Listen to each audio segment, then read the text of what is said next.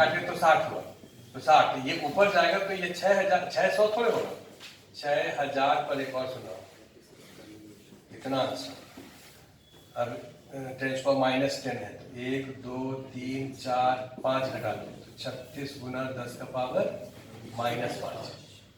अगर इसको हम मिली में लिखे तो 0.36 मिलीमीटर। फ्रिंज विड्थ तो इतना होगा, इसमें तो कहीं कोई दिक्कत नहीं है। ये विड्थ ऑफ फ्रिंज पैटर्न, ये ए बी कितना होगा, ये सेकंड पार्ट ज्योमेट्री से आप कैलकुलेट करके बताइए ए बी कितना होगा। हमको बताने को मुश्किल रहेगा। यहाँ देखो जरा, ध्यान दो, ये लाइट जब यहाँ इंसिडेंट हुआ है, ये नॉर्मल है तो angle of incidence angle of reflection बराबर होता है। अरे भाई ऐसे नॉर्मल देंगे तो ये और ये बराबर होगा ना, इसका मतलब ये और ये भी दोनों बराबर होगा। ये अगर θ1 है तो ये भी θ1 होगा। सिमिलरली ये अगर θ2 है तो ये भी क्या होगा, θ2 होगा। अब ये बताओ, इस पॉइंट का नाम O है, ये θ1 है, तो tan θ1 यहां से ये ट्रायंगल OA बाई MO 115 है ना जी, और tan θ1 is equal to 1 millimetre by 5 centimetre. ये क्या था, centimetre. OA is equal to 115/5 millimetre.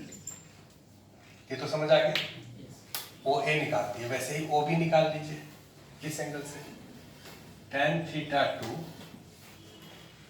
OB by 110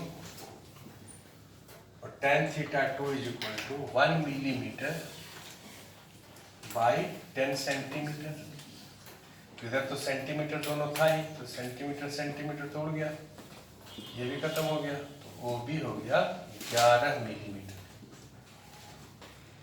और ये हो गया 5 से काटते हैं तो 5 गुना 10 5 दिया 15 23 मिलीमीटर। AB कितना हो जाएगा, AB 23 माइनस 11,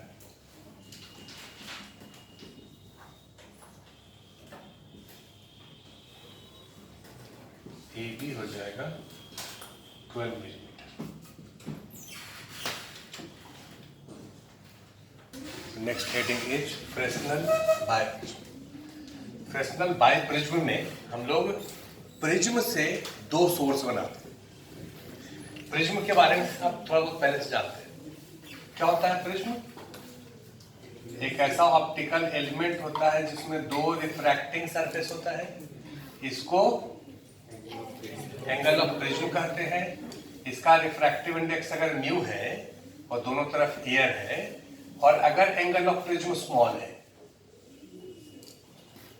तो डेविएशन का फॉर्मूला क्या होता है,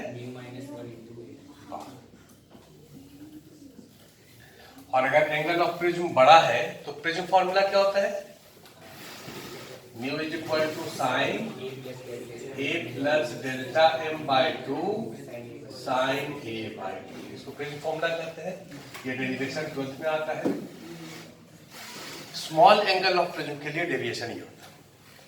ये डेविएशन का मतलब समझते हो, अगर कोई लाइट ऐसे इंसिडेंट हुआ इस पर तो उसका इनिशियल डायरेक्शन ये है, ये एक बार इसके अंदर रिफ्रैक्ट होगा, फिर एक बार इसके बाद रिफ्रैक्ट होगा और ऐसे बाहर निकलेगा।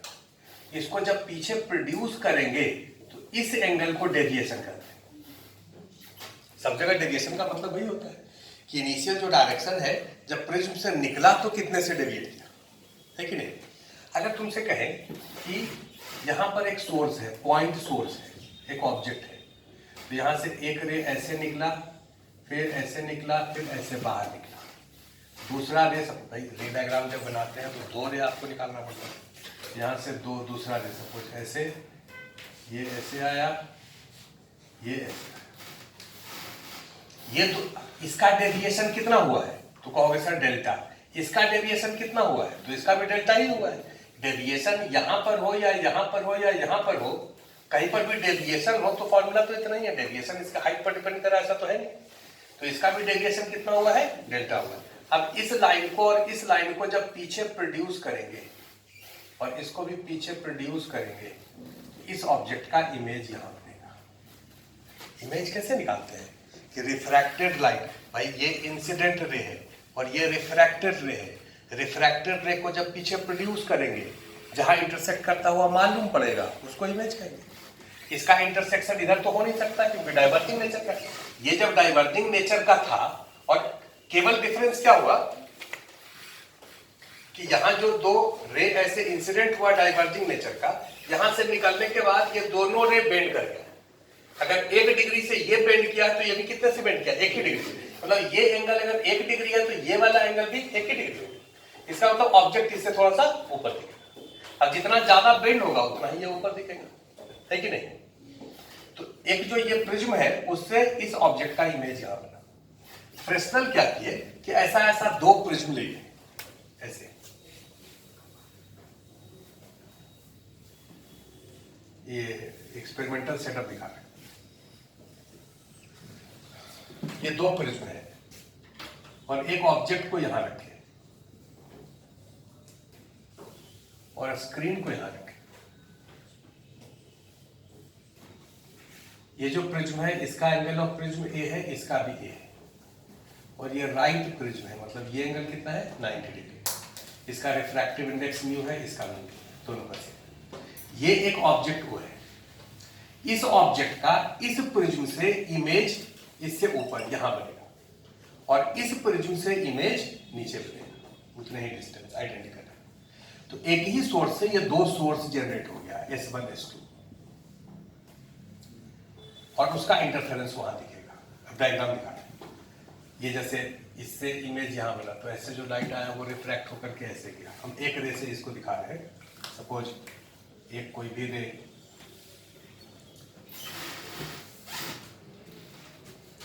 रे, यहां से ऐसे निकला, एक ही बार हम लिख रहे हैं, और ये रिफ्रैक्ट होकर के ऐसे बाहर निकला। दूसरा रे जो ऐसे आएगा वो रिफ्रैक्ट होकर के ऐसे जाएगा। तीसरा रे जो ऐसे आएगा वो रिफ्रैक्ट होकर के ऐसे जाएगा, और उस सब रे को पीछे प्रोड्यूस करेंगे तो यहां इंटरसेक्ट करेगा। ठीक है, तो एक रे हम केवल दिखाए, केवल इसी को भी देखो। इनिशियल डायरेक्शन ये था और ये डेविएट ऐसे किया, तो ये डेविएशन होगा डेल्टा, ये डेविएशन होगा डेल्टा होगा जी। और ये डेविएशन अगर है, ये डिस्टेंस तुमको दिया हुआ है, यहां से यहां तक का डिस्टेंस है d/2, ये डिस्टेंस भी सिमिलरली d/2 ही होगा। ये डिस्टेंस d/2 ही हम लोगों को निकालना है कि ऑब्जेक्ट जो है उसका इमेज कहां बनेगा। तो ये डिस्टेंस है डेल्टा, और इस दोनों के बीच का डिस्टेंस, ये जो दो प्लेन ऑफ सोर्स है और ये प्रिज्म, इसके बीच का डिस्टेंस है a, और यहां से इसके बीच का डिस्टेंस है b।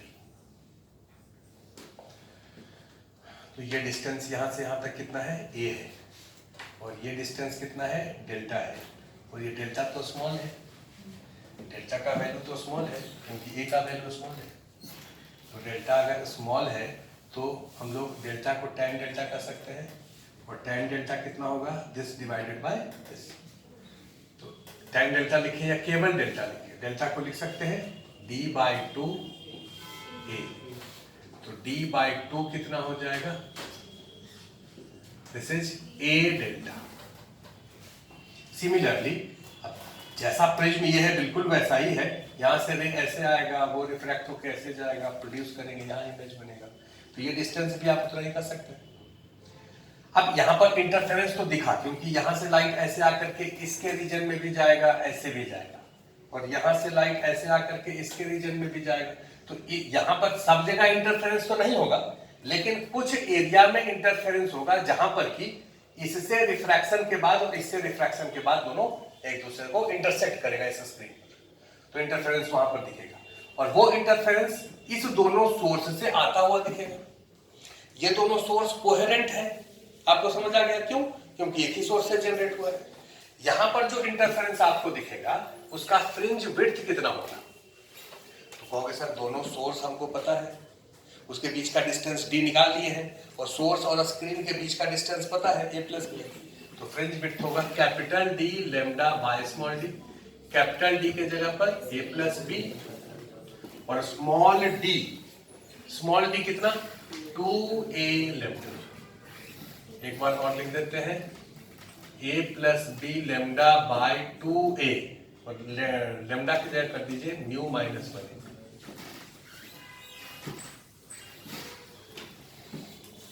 तो ये फ्रेस्नेल बायर प्रिज्म का अरेंजमेंट है, और ये उसका फ्रिंज विड्थ है। केवल लिखना नहीं है उसको, शुरू में 3-4 लाइन ये लिखा है कि in Young's experiment the upper slit is covered by a thin glass plate refractive index 1.4 while the lower slit is covered by another glass plate of same thickness as first but having refractive index 1.7। दोनों का thickness t हम late कर लिए। Interference pattern observed using light of wavelength 5400 angstrom. तो लिखने का जरूरत नहीं है, तो देखने से लेते हैं। अगला लाइन लिख लेते हैं, लिखो, it is found that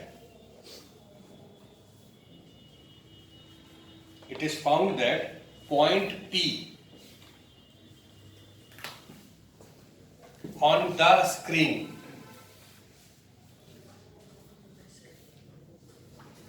where central maximum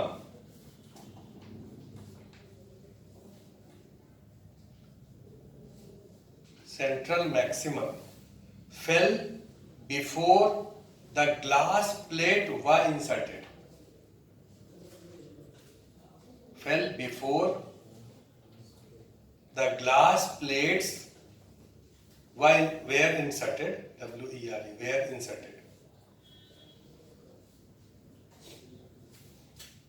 comma, now has 3/4 the original intensity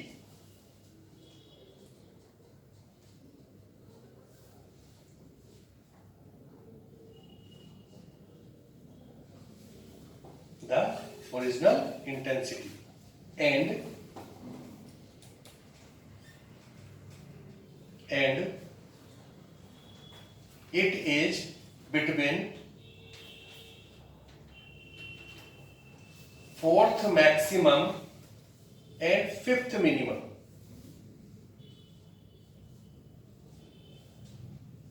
Fourth maximum and 5th minimum, full stop। Calculate thickness of glass plate। Calculate thickness of glass plate। इस question में ये कहा गया है कि अगर ये दोनों जो ग्लास प्लेट है उसको हटा दें तो ये पॉइंट सेंट्रल मैक्सिमा का पॉइंट होगा। यहां पर इंटेंसिटी 4I0 होगा। कितना होगा? अब इस दोनों को जब यहां पर रखे हैं तो यहां पर इंटेंसिटी 3/4 ऑफ प्रीवियस है, मतलब अभी इंटेंसिटी कितना है? 3I0। क्वेश्चन में साफ साफ लिखा है कि इस वाले पॉइंट पर अभी इंटेंसिटी कितना है? 3I0। लेकिन 3I0 इंटेंसिटी तो कई बार आता है। ये भी साफ साफ लिखा है कि ये 3I0 इंटेंसिटी किसके किसके बीच में? 5th मिनिमा और 4th मैक्सिमा। ध्यान दो इधर, 5th मिनिमा और 4th मैक्सिमा। ये सबसे पहला दिन आपको ग्राफ समझाए थे।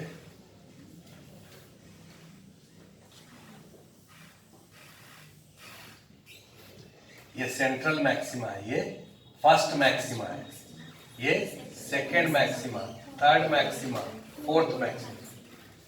ये है fourth maxima. First, second, third, fourth, fifth, ये है फिफ्थ मिनिमा। फोर्थ मैक्सिमा और फिफ्थ मिनिमा के बीच में 3I0 इंटेंसिटी, ये है 3I0।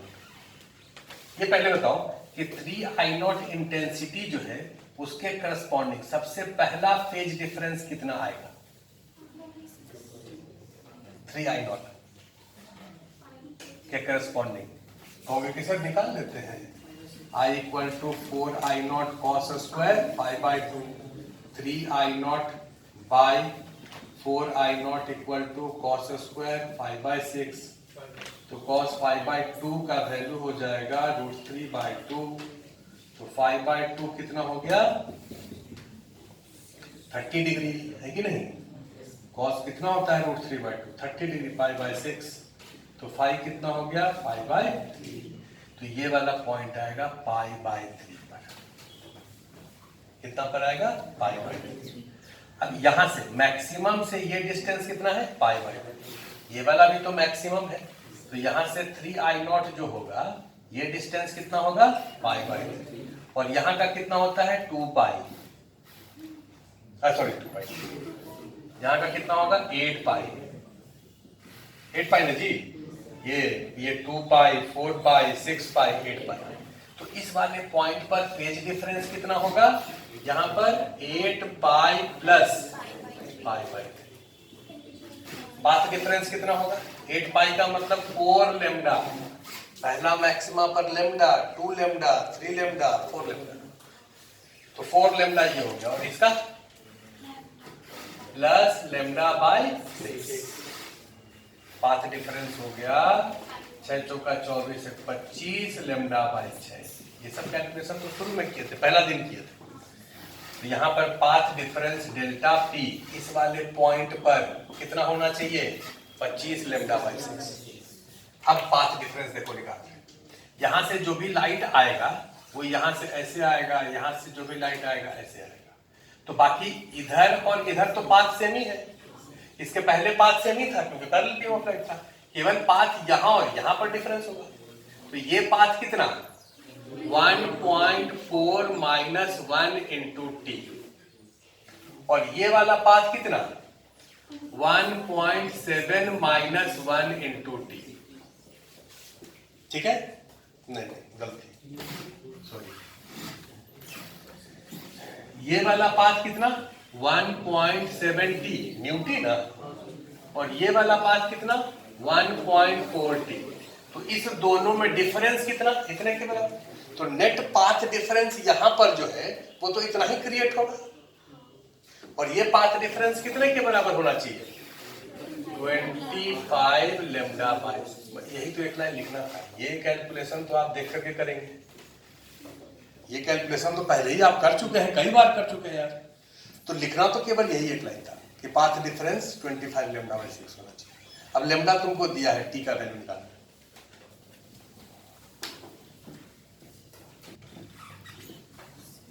इसको सब्ट्रैक्ट करेंगे तो 25 लेमडा बाई 1.8 और लेमडा 5400 आंसर दिया हुआ है, तो टी का वैल्यू इसे कैलकुलेट कर सकते हैं। मिलते हैं अगले क्लास में।